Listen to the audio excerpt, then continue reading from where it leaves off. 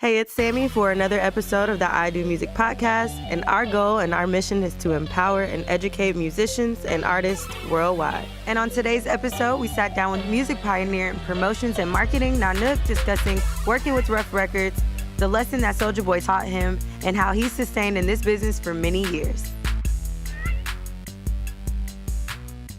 Hey, it's Sammy for another episode of the I Do Music podcast, and I'm sitting down with Adrian Stewart, a.k.a., which most of you probably know as Kna Knook. Kna Knook. Kna Knook. Yeah. Like, I don't know how to pronounce it, obviously. I'm gonna tell you that Where did that come from? the name came from. It's a nickname I got from friends of mine in high school, and from Dallas Austin's nephew, Warren Farmer. We went to high school together, so we had a clique called the Coon Dogs. Everybody in the Coon Dogs had a name similar to a dog, because it's crazy. It's, you know how like when guys treat certain, I ain't gonna say treat, but you know how guys, like, we high school, we boys, we like to splurge out, talk to different girls in high school. So that back then, you call them dogs. Oh, y'all dogs, y'all talk to too many girls. Y'all ain't trying to be having 4-5 girlfriends. So, my name was Kna Knook. So everybody I had a homie named Spike, had a homie named Cujo, everybody had a nickname similar to the clique that we called ourselves the Coon Dogs. But the name for some reason kept sticking, because everybody kept calling me, hey Kna Knook, when in college. Hey Kna Knook. So I was like, I might as well just let it stick, because I'm thinking it's just something temporary. So I was like, just let it stick. I don't do that today. So people, I don't do that. I'm the good guy. Okay. I'm the good guy right now. So. Okay. So born here in Atlanta, more specifically East Point and College Park, South Side, and it kind of makes sense for who you ended up running across throughout your professional career. But let's talk about the start. How did you before I get started, I didn't introduce what you did or what you've done over the years, but we will call you a music pioneer veteran, as well as in the realm of promotions and marketing, more specifically in music, working with the likes of Yin Yang Twins, The Outkast, Soulja Boy, Hurricane Chris, Goody Mob, currently, and consulting for Damian Hall, who's 1/3 of Guy, and back working with Mr. College Park Music. So the list goes on, and we'll get into those accomplishments. But mainly, I want to know how you got started. How I got started, it's a funny story, in promotions and marketing. It was 1993. I'm telling I'm old, but OG. 1993, it was a record store called Spin City, owned by Jimmy Reed. I kept going to the store for some reason, just to be nosy, because he used to have like different artists coming in there doing album signs and stuff. So I'm like in high school, this is my senior year, I'm going to the store, and sometimes, majority of the time, I wasn't buying nothing. So it kept bothering him. It's like, and Jimmy Reed was like, you're not finna keep coming to my store and not purchase nothing. And so you got to do something. I'm like, what you want me to do? I like, let me do something. You know what I'm saying? I want to keep coming in there. So the first artist, it was an artist that's coming in. It was Luke. Luke, I think, what was it? The album? And Nasty? No, I can't remember the name of the album. It was the second album Luke dropped. He had me pass out flyers up and down Old National Highway. I'm walking up down Old National Highway, passing out flyers to the discount mall, to the beauty shops that was on Old National, passing out, this is for free. Because I just wanted to, just to be nosy. So we had the album signing, and it was a big success.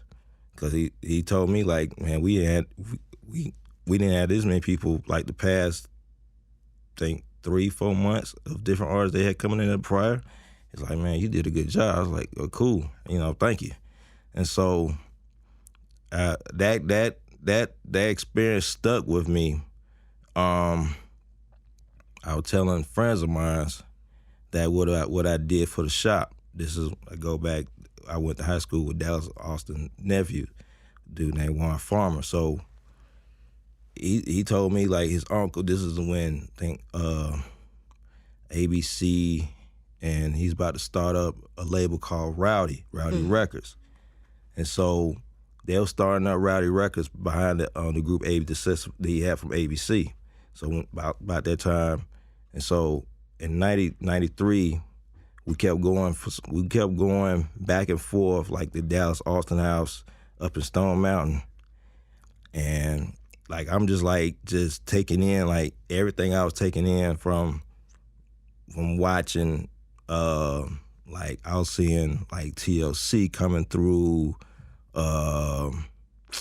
Man, so many different folks coming through. The Boys the Men at that time, they was popping because he did like a half production on their album. And so I'm like witnessing like all of this stuff going on. So like I kind of got bit by the bug. So you know what I'm saying. So it you know I thought I was like, man, this thing's pretty cool, but I didn't grow a passion for it for some reason.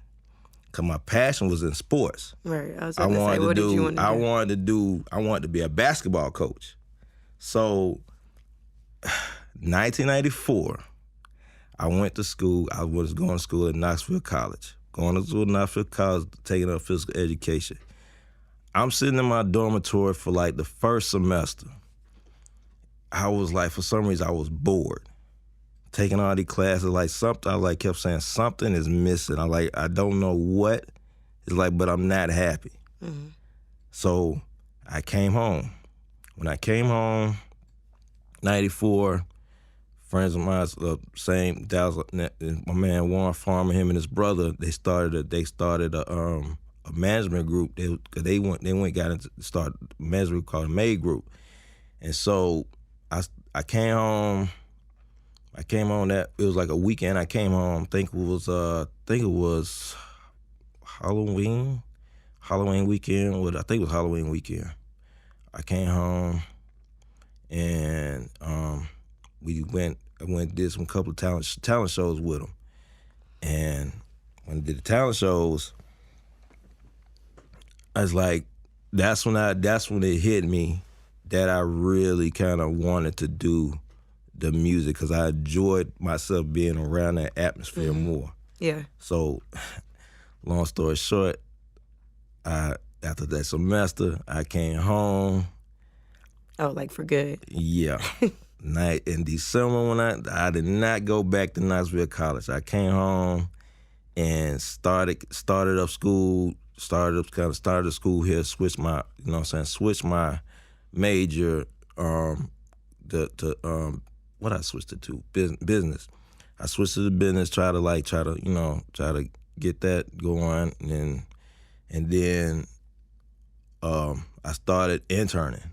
This was about like 96, 97. This is when we interning for Rowdy. So interning for Rowdy, and I was still in school. I was like, this is my second year. I was like. But stuff started to pick up. When stuff started to pick up, I had to make a decision. School or this music thing. I was like, I wanted to do this music thing so bad, so I dropped out of school. I did the Kanye West. I did the college dropout.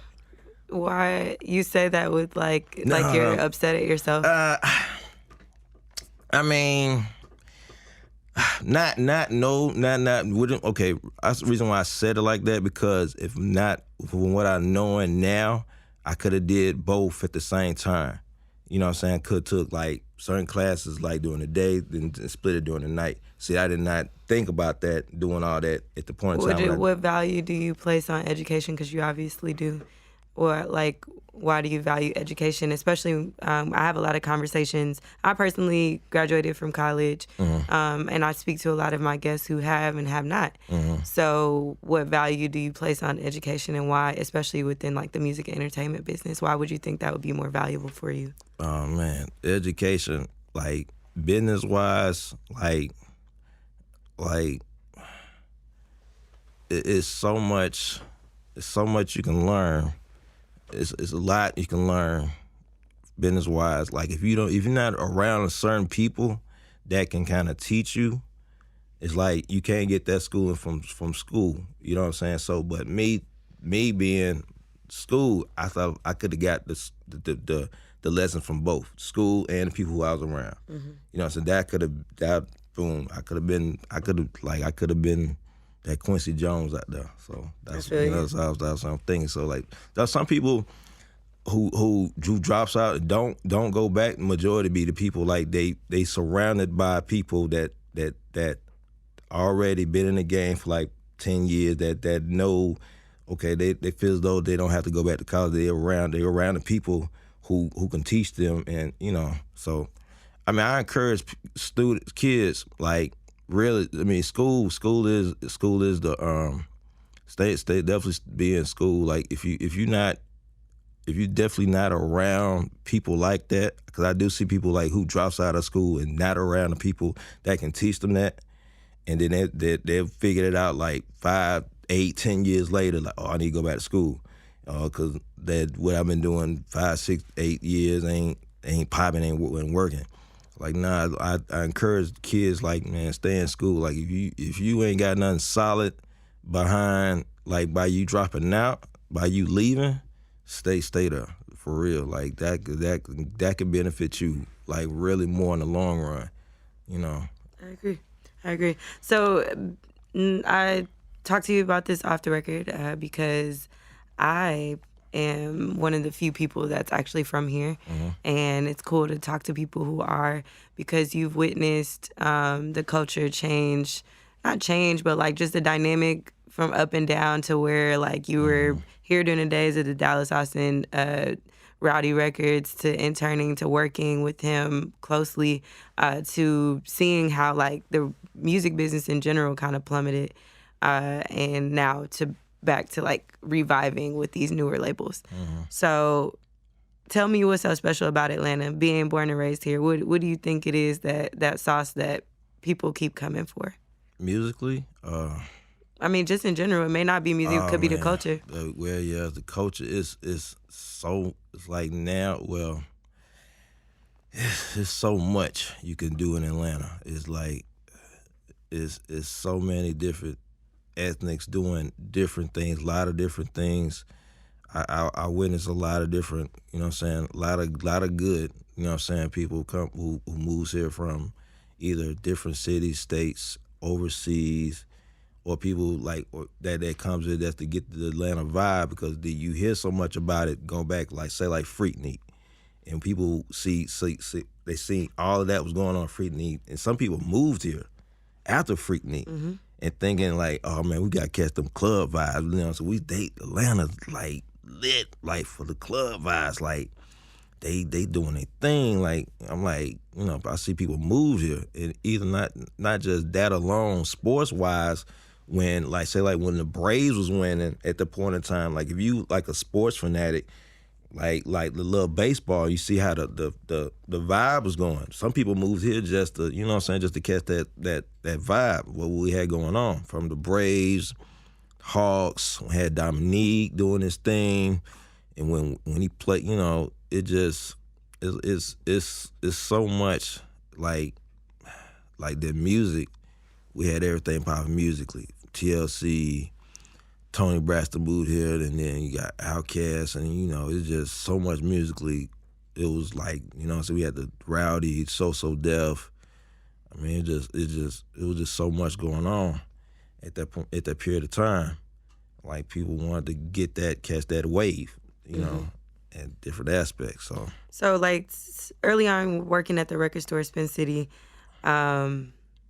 you've seen the industry change tremendously. Mm-hmm. I mean, we don't really use records anymore unless you're just like really into the vintage and you want to hear that. See, I'm a vintage head. I still go buy CDs. Wow. I see. No, maybe not CDs. I have a record player where my mom has access to a record player. And I posted on my Instagram to just let you know CDs still available out there. I hashtag still buy CDs.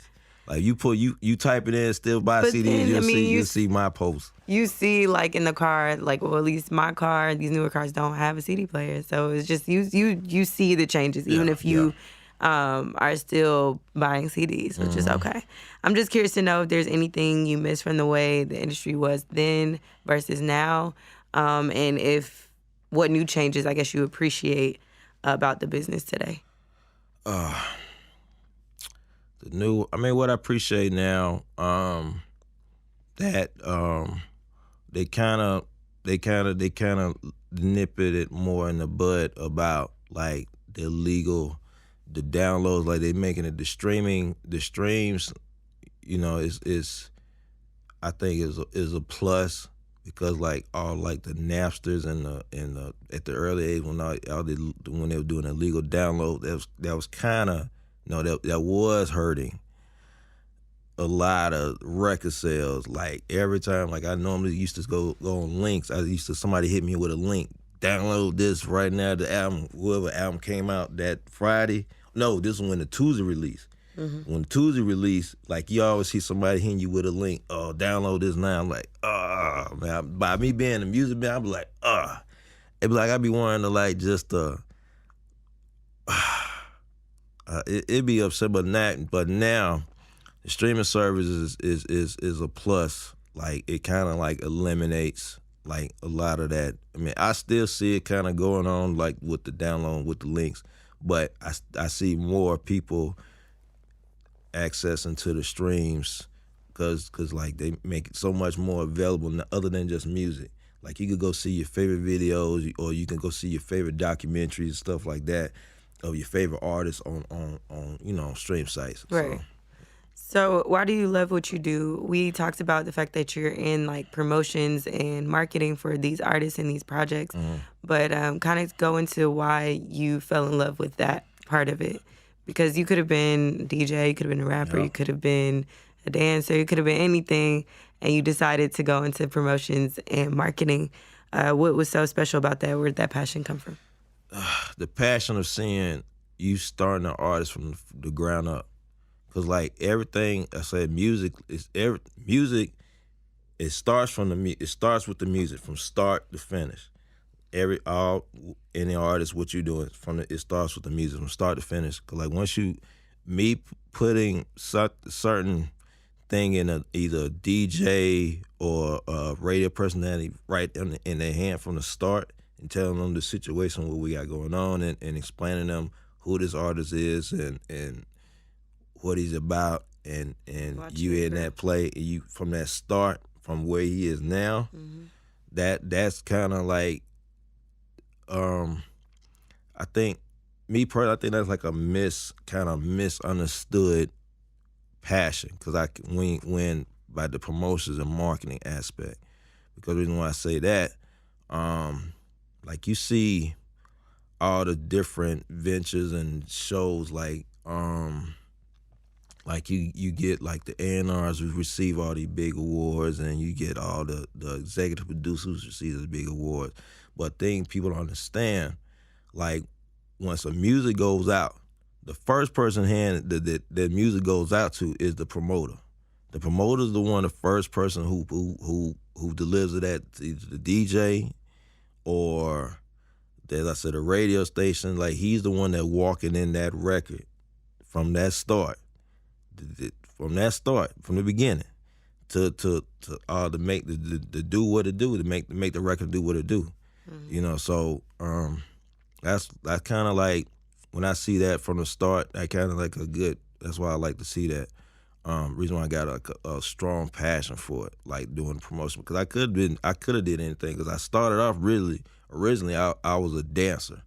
See, I knew I was a dancer. See, yeah, see, I knew I see it all in your eyes. I was part of the Yeet crews back in the day. I was part of the Yeet crews back in the day. I already know. We're talking about coon dogs. Yeah, I know. I was a part of the Yeet crews. Like we, so I was part of that. I felt it in your spirit. We all danced at a point in our lives. I if you go back to the TLC video, Get It Up. I'm in that video. Really? Yeah. So I gotta go back and check you out. I'm in the back. I got a little red cap on. Get It Up. Doing my 2-step. That's hilarious. Yeah. I love it. Okay, so listen, How when things started to change in the music? Well, first off, who was the first like account of the person that you saw or maybe group develop from the beginning to like now, or to a point you working with? Like, who's the first person you can recall? The first person I recall from the beginning to start, okay, Sammy. When we changed the label from Rowdy to Free World, Sammy, that was something from the start. Cause like everything else was kind of a little bit established. JT Money, when I was dealing with JT Money, he was kind of already a little bit established. But when it was like hands on, like Kna Knook, here, this is the Sam, this is you. I wasn't this one. I'm not interning. Interning, you kind of behind somebody. You know what I'm saying? You watching, you kind of studying. But this is like after I'm already I got a position, and this is from the start when we picked up a little kid, 13-year-old kid, no 12, he was 12-year-old kid out of Florida, Miami, Florida, Sammy, and the first single was the I Like.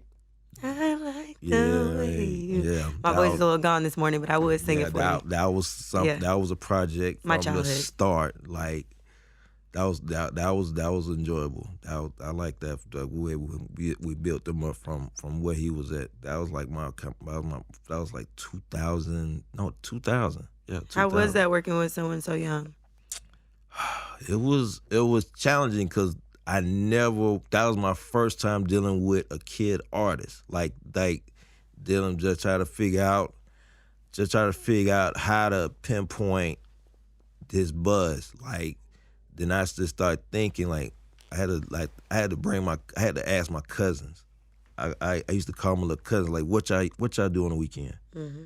So like, hey, we like to go skating. Yep. We like to go see that was movies. Like the skating rings was like the spots that's why I blew him up at. The skating ring. I met Sammy at the skating ring, so I probably seen you. Probably was it Cascade? Not, or maybe Cascade or Sparkles. It was Sparkles on the south side at one point. Okay, yeah, I remember that. We did I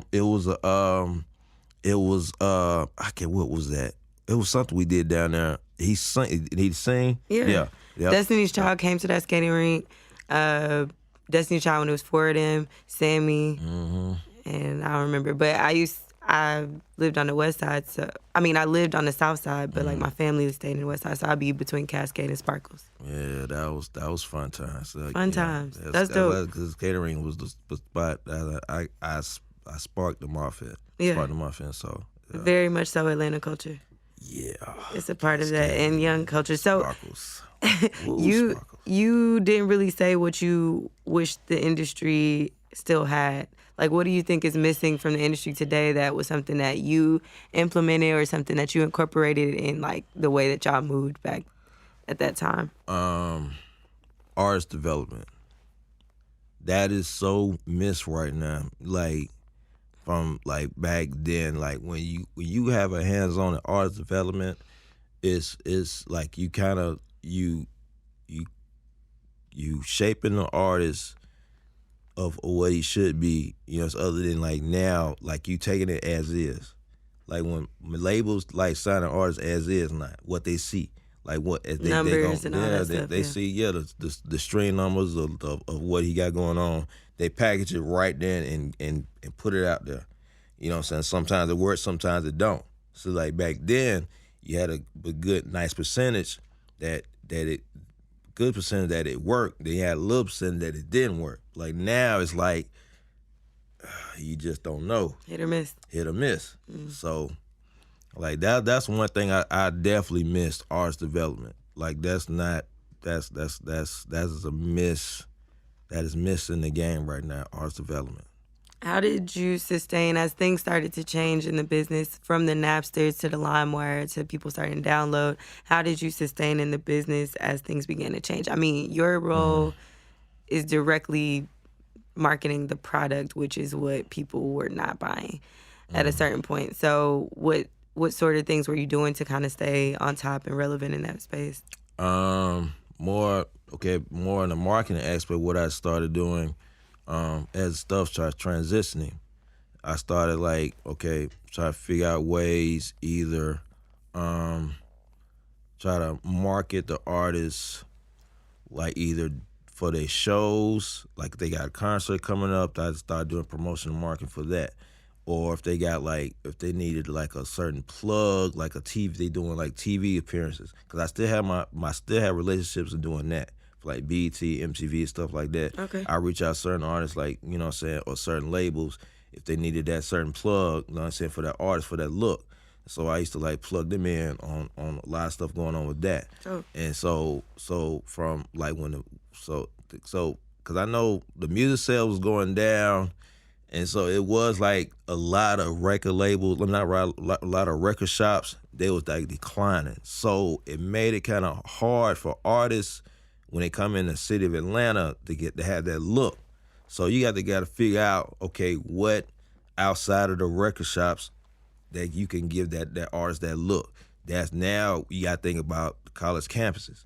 Like, can we put something together at the college campuses for the artists to come out and do a meet and greet? You know what I'm saying? Stuff like that. Come out, meet the artists, get autographs, stuff like that. And either that or I either did like, say, just go back to the skating ring, do like skating ring events. Like, you got to like kind of... Just engagement. Yeah, you got to like put on your thinking cap, just like think outside of just record stores. Like a lot I see a lot of different promoters. They do some promoters I see they do the same thing. They just wasn't thinking outside the box. I had to think outside the box, so that kind of like made me kind of go longevity. Like when I started doing that, I started getting more phone calls from like different companies to come to deal with them. Because I remember when I got the call from BMI. I mean, not BMI, BMG. BMG at the point in time, their distribution. And it was really at the right timing. Because that point in time, they wanted me to do something for Pink and do something for the Outkast, Speaker Boss, Love Below. Wow. So it was like the timing for that was crazy. So, because I was dealing, they saw me with a friend of mine, dude named Chad Brown, he worked for BMG. He saw me what I was doing for like previous, like the labels. He saw me. He remember from back in the day what I was doing for Dallas and stuff. Dallas also when I was doing for that, because we folded the label. We folded in 2002. Rowdy? Yeah, the Rowdy Free World. We folded in 2002. Yeah, 2002. And so came like a year later, 2003. Yeah, I had that phone call came in, and I did the Pink project, and then the Outkast. Pink is not one of my. It's like my favorite artist of all time. Oh, okay. I know that's like super random and weird, and every time I say that, people be like, "What?" No. She just like the first artist I saw. You got a musical ear. You gotta. I tell everybody, you gotta have a universal ear. Mm-hmm. Don't just have just one diverse ear just for particular music. You got diverse your ears. Like, why you think like Outkast, each album they drop, it sells more than the last album because their ears they're diverse. They try different sounds, different stuff. What project were you working on for Pink? What album was that? It was the album Dallas Austin. Dallas Austin executive. I remember Dallas Austin executive produced that album. Misunderstood. No, that was like that's the first. One. That's the first album. It was the third album. What the name of it is? It was Pink. It was the third album that she dropped. He's like, it's Pink. I know that much. Because I remember Dallas Austin executive produced the whole album. I can't remember the name of the album. Me. But no, that's dope. I'm getting closer and closer to meeting her clearly because I sat with KP. Yeah. Who worked that's with her. My guy. Yeah, KP of course. Prather. And then now you, so that's great. But how was it? I need to know, being from Atlanta, like I'm super infatuated and just like intrigued by Goody Mob, Dungeon Family, Outkast, and then you being from East Point and like just like I'm sure y'all had and have that relationship from just being growing up in the same environment, understanding each other there. So how was it working with them early on, and in what capacity were you able to work with Goody Mob and Outkast? The Outkast, see, one member I know since back in high school. I've known Dre since back in high school, so we kind of been at that relationship. Okay. and from like the Goody Mob aspect, how I got down with that. This is a funny story.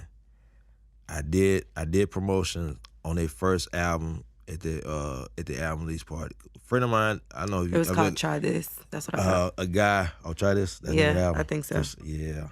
2003. Yep. Yeah, it was called Try This. Yep. But yeah, sorry. Oh no, you Get into good. it. No. It was gonna bother me. That's good. I couldn't think of the name of the album. I was like, I remember it was a Pink album, but I can't remember what the album was. Cause then we came behind that with the Outkast, right behind that.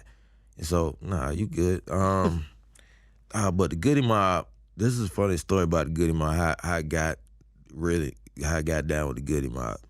Friend of mine, I don't know if you probably know this guy named Rico Brooks. Yeah, of course. We had him on here. Did he work at Spin City too, or was it a different record store? He used to work at Peppermint Records. Peppermint Records. That was at Greenbrier. Yeah. Now, I'm going into Peppermint Records, right? I knew for some reason I was like, in fact, I loved like the Goody Mob work, what they was doing. You know what I'm saying? But it was like a week and a half before they was doing the album release, in the store. It was a midnight album release in the store. And so I was like, man, I gotta. I felt like I wanted I tried to get work from two labels. I tried to get work from LaFace. This is the thing. I kept sending resumes and this and that to LaFace. Nobody wasn't calling me back. So I'm like, man, I got to figure out. How can I figure out who do I need to talk to? Who do I need to talk to just, you know what I'm saying, get my intern down, what I need to do to get this work in the face. And I found out they was doing a album signing, a midnight release album signing that night at Peppermint Records. I knew Rico Brooks was in there working. I was like, dude, whatever you want me to do that night, I will help. So we came, he told me to come, I think it was like 11:30. I remember it was a line outside. We were passing out these goodie bags. They had like the goodie bags, it was fit for the title of the album, Soul Food. It had like toothpicks. It had a toothpick in the bag. It had like what you call like a handkerchief, like, you know, when you go to picnics to wipe your face, they had the little goodie bag. They had that, all that in there. It was all in this little goodie bag. And we passed them probably about 250, 300, about 200 folks was out in line that night. Yeah, it was a lot from outside the mall. So I helped passing them out. And so they come in the store, good amount. They come in the store, and I bothered, I think it was Shanti Das. She was there. I kind of like, yeah, that's me. I'm passing out all the bags. That's me. Passing out the bags, still trying to get my little intern thing going. You know, so I try to get my little work going on over there at LaFace, because they were popping at the time. Mm-hmm. They had so much going on. They had more stuff going on than us that were over there rowdy. They had Tony Braxton, TLC, Outkast, Goody Mob. I mean, they had like so much going on. Then they had the Boomerang soundtrack. Oh, they had I was like, I need to work over there too. Right. So I tried, but I got shot down at the Peppermint Records. Like, we fully staffed. So I was like, all right.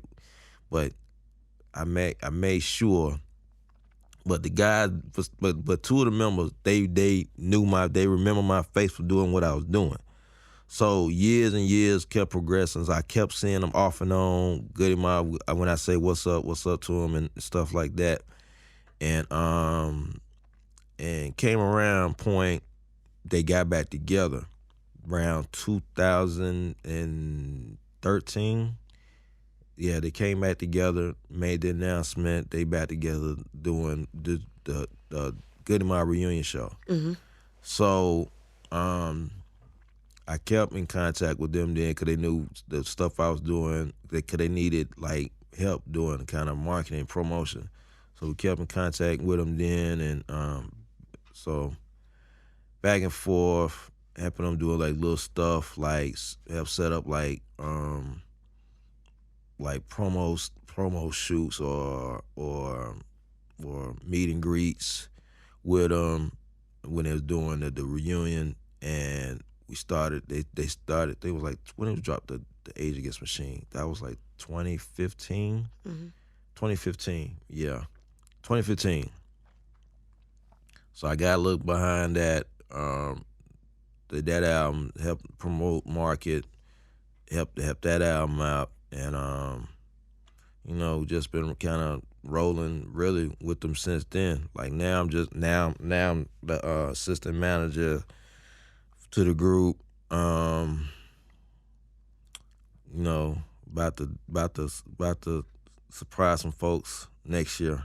Really? With something. With something? Yeah, something. Gonna surprise some folks next year. Okay. Well, it's new. Well, we're gonna drop a new goodie. Okay. Executive organized behind it. That's what we about to get them folks. What people been asking for. So that's what's up. You don't sound as excited as no. I'm excited. I am excited. I'm excited. I'm very excited because it's long. I think it's long overdue. So it's like people, saying been wanting this. People I always see like the certain posts. Like, oh man, we're gonna get a goodie mob organized, blah blah blah. Or people still be wanting that Outcast. So, but we gotta give them something. Give them what they've been asking for. Give them that goodie mob. So new goodie coming from all four members. So low, I don't think to stop all the is CeeLo. Yes, CeeLo's still part of the group. Like I still get that. Like for some reason, still 5 years from past 5 years, people still asking me that. So I'm gonna give it to you. That's what's up. I'm excited for that for sure. So talk about some of your some of the people you learned from. Obviously, you mentioned Dallas Austin a few times, but I'm sure you have music mentors in a sense. In what ways did you grow under certain leadership or direction, working at the Rowdy Records, working at interning and being around in this scene, and just kind of trying to get work where you could? What were you learning during those times? I learned a lot. I learned a lot from different aspects. Though I didn't even mention my time at College Park Music. I haven't even said nothing about that. That's my bad. I didn't get into it either. Yeah, I spent a good stint working at College Park Music, dealing with Yin Yang Twins. I mean, I learned a lot from Mr. College Park, from Rap Dallas. What stuff I learned, kind of knowing how to handle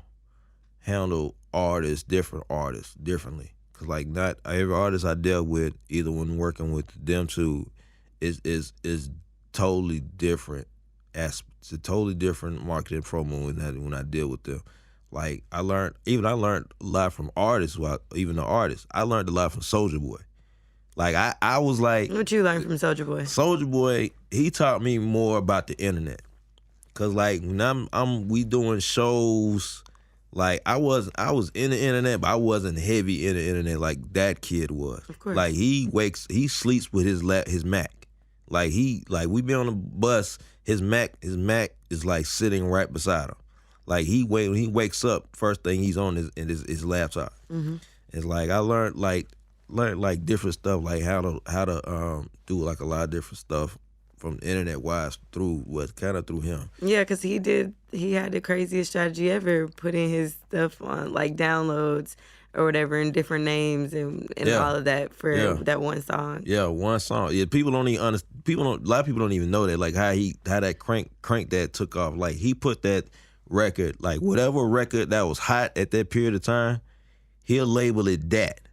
But once you press play, he was trolling. That. He trolled us. I remember trying to download my favorite songs at the time on LimeWire. You would search on there, and then every single song would be dun dun dun, and it's bruh. But you love the song. Exactly, because he made it to the point that it's a love or hate it, but it was more love. Yeah, than anything. But I know it aggravated some folks. They couldn't find their favorite tune. When he told me that what he did, I was like, wow. We all sat back wow. When he told us actually what did he do, like the pop that record off, I was like, we sat back like, wow, really?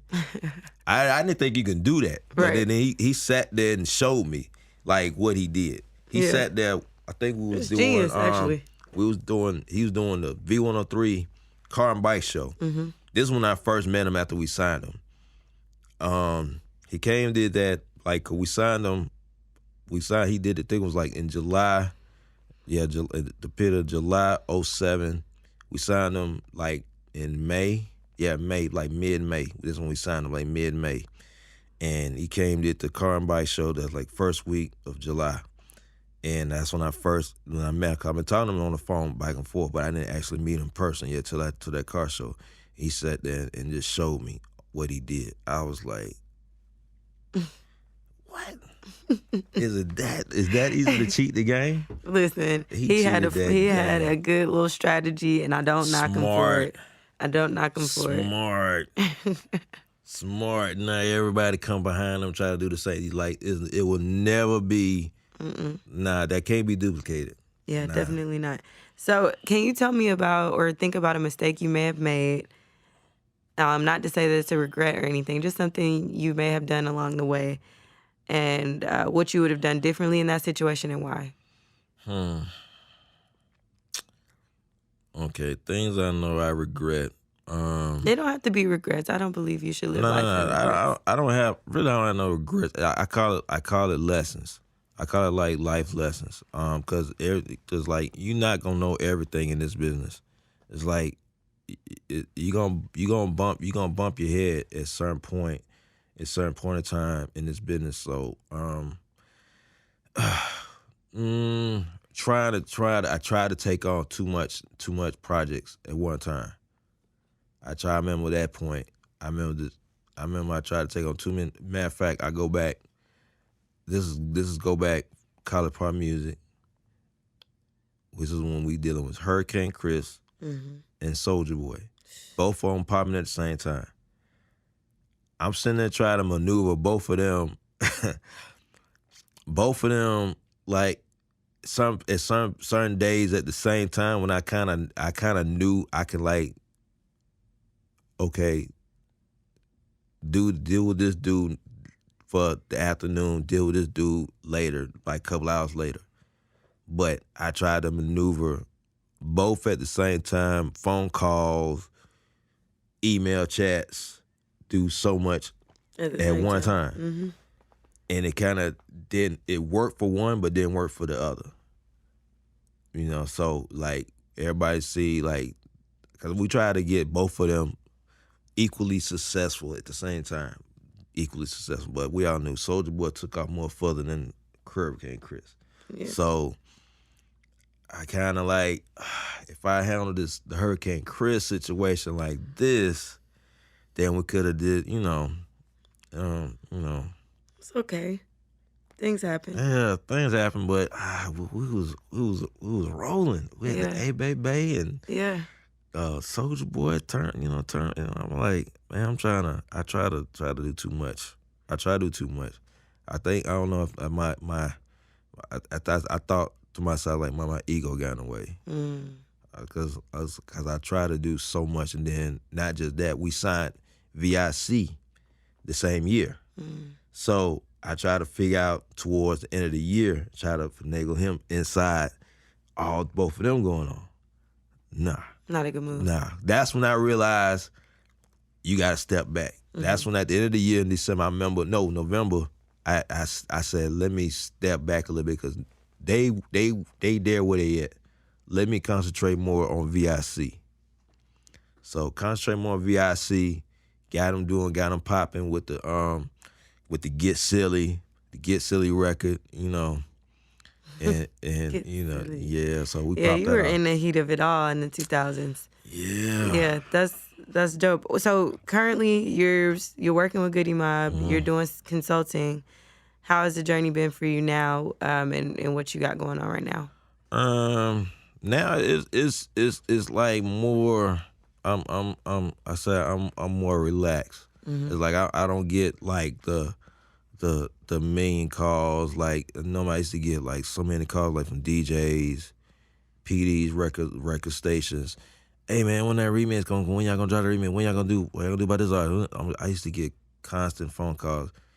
Email me this record, or open up my email, see constant different emails from different DJs. Some of them be like fake DJs. People be faking themselves when DJs want like free music. For real? Yeah, like people. Then I said internet. Like people like they don't figured out like how to get free downloads. Like they pretend like they DJs. That's crazy. And email me. They'll see my information. Like for like say College Park, whoever. They'll get my information and they'll send me email. I'm DJ such and such. I DJ at blah blah blah blah. Can you send me music? And so I get so much of that because like people don't understand. I do my research. Like as soon as you send me your name, I'm gonna do my research, see who you is, see you actually legit. Right. So when I see them they ain't legit, I just quickly block them.